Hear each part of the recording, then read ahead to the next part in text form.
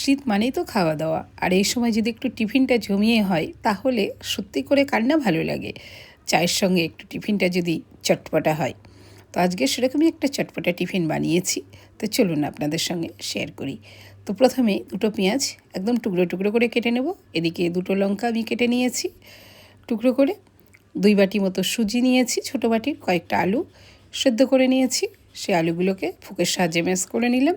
দিয়ে দিলাম লঙ্কা কুচি, দিয়ে দিলাম পেঁয়াজ কুচি, দিয়ে দিলাম সুজি, দিলাম একটু চাট মশলা, একটু শাহি পনির মশলা, গরম মশলা, আর দিলাম পরিমাণ মতো হলুদ, পরিমাণ মতো কাশ্মীরি লঙ্কা পাউডার, দিয়ে দিলাম লবণ, আর তারপরে সামান্য জল দিয়ে এবার ভালো করে হাতের সাহায্যে মাখিয়ে নেব। মাখিয়ে 10 মিনিট মতো রেস্টে দেব।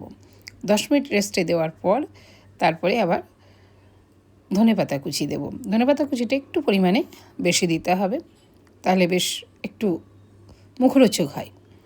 আর তারপরে ভালো করে মাখিয়ে বলের আকারে করে গ্যাপ করব। গ্যাপ করে তার মধ্যে দেব চিজ।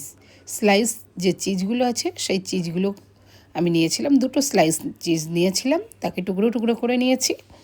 এবার একে একে সবগুলো বানিয়ে রিফাইন্ড অয়েলে ডিপ ফ্রাই করব।